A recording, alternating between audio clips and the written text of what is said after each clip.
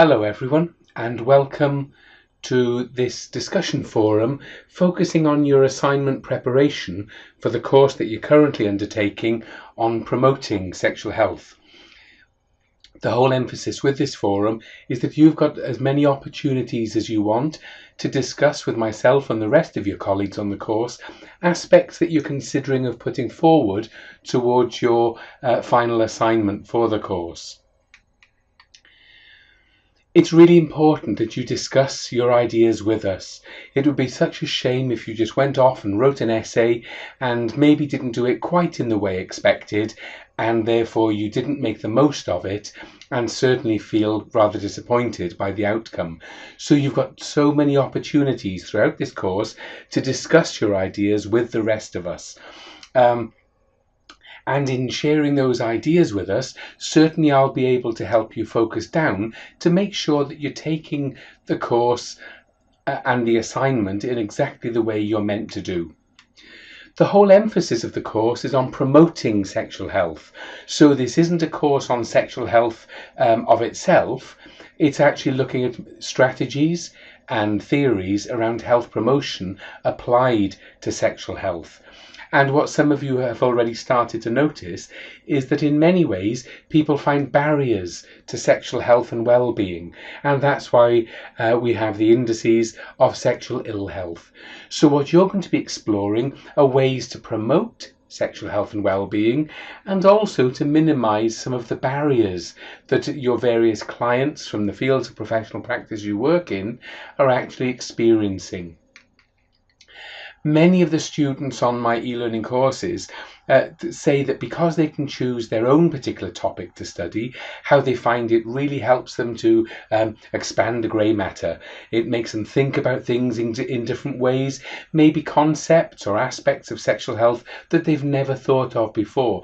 At least by thrashing these ideas out with each one of us on the course, you've all got the opportunity not to be descriptive about your topic at all, but to look at it from very different angles, to analyse those different angles, and then to be able to draw them together to synthesize your ideas, especially in relation to some of the theories of health promotion.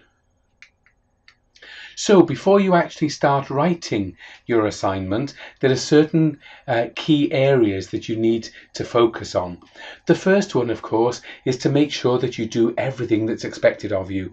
And you're only going to be able to do that if you study your handbook well.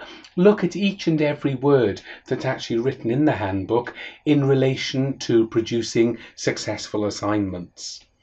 In the handbook, you'll notice that you're told to write the assignments in a particular way, so there are certain things that you must do. Say, for example, if the assignments tell you to introduce your topic, maybe they tell you to give a rationale for it. So it's telling you certain sections that you must do, so you don't just write 2,500 words on anything and everything that comes into your head. There are certain things that you must do. But also there are certain ways in which you're expected to do it. And that's the difference for each one of you, whether you're studying this course at level 6 or level 7. There are various academic indicator terms which tell you exactly how you should be writing your assignments. So watch out for those academic indicator terms, and they'll be words such as analyze, critically reflect, evaluate, draw conclusions, synthesize. They're words that are quite often hidden within the guidelines, but as long as you follow the guidelines properly, it means that of course you are doing this. So there's no point in writing an essay of 2,500 words telling me all that you know about chlamydia, for example. I could read that, I'm sure, on the back of a cornflakes packet. Probably it wouldn't be on the cornflakes packet, but you get the drift. If you're just going to describe something, that's not what you're being asked to do with these assignment guidelines. Also, by taking up as many opportunities as you can to reflect, to think, to analyse about the particular topic that you're interested in, but then to share it with the rest of us so that we can all give different dimensions and different aspects for you to consider. And in carrying out the guidelines, of course, you mustn't just describe something. as I mentioned a couple of seconds ago, look at those academic indicator terms and they'll be telling you exactly how you ought to be writing this particular assignment. And to achieve it well, you also have to look at the grading criteria, which you'll find on any course on your Moodle site, usually on the right-hand side of the page. And when you look at the grading criteria for the level you're writing at, whether that's level 6 or level 7, the grading criteria give you all the differences. Say, for example, at level 6, the pass mark is 40. So look what the grading criteria will tell you for achieving in the 40s. Then look at the difference for the 50s, the 60s, the 70s, and so on. When you look at some of the higher grades, you'll see that it's talking about that the assignment is fully comprehensive. That means you've thought of almost everything that can go into there. That it's well referenced. It's written in a good academic style.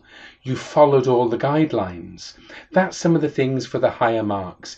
When you look at the average pass grade then of 40 and compare the difference there, you'll see that it's for 40%, it might say that the assignment is very descriptive, contains some errors, not fully referenced, poor indication of proofreading because there are typing errors, for example.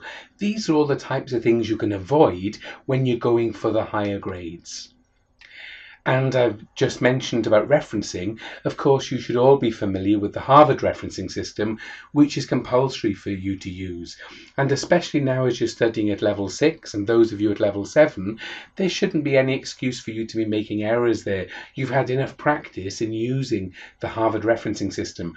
And if you don't notice that you've made errors, and you leave that for the marker to do, then that's also indicative that you haven't been strict with yourself in proofreading either, so that somebody else will be finding errors, whereas you should have found them and corrected them long before they come to the marker. With the originality report, that gives you the opportunity to actually upload your work and to check it to see how original it is.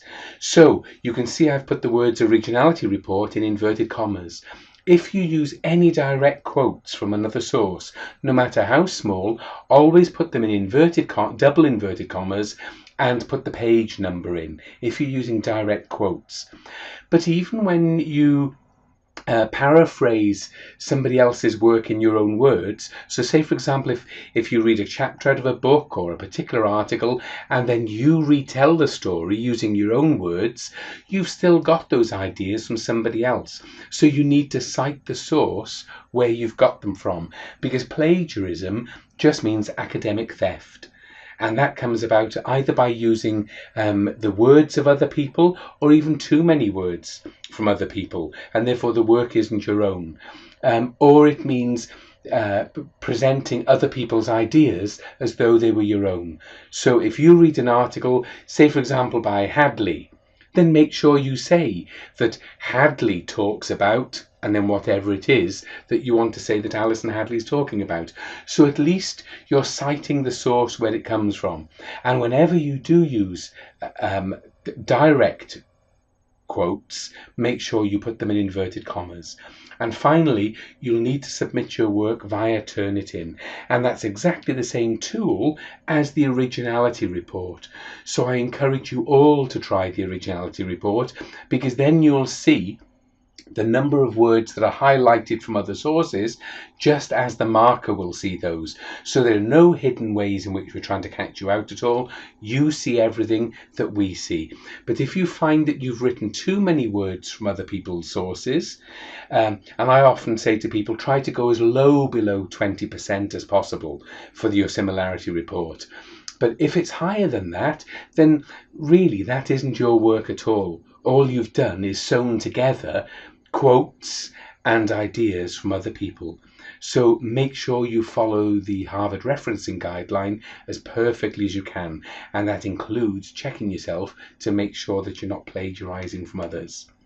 If you do all of that and focus on promoting sexual health, If you share your ideas and discuss them with the rest of us, especially as you're coming in preparation to writing your assignment, then I can assure you, not only will you thoroughly enjoy writing your work for this course, but hopefully the end product will be absolutely fabulous.